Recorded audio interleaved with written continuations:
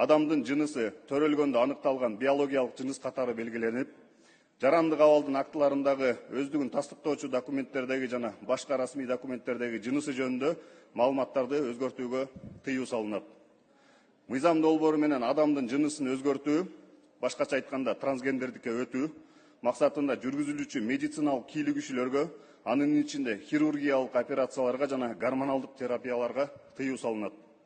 Өзгөчө учур катары жыныстык өнүгүүнүн тубаса аномалияларын дарылоо үчүн жүргүзүлгөн медициналык кийлүү кишилерге гана уруксат берилет.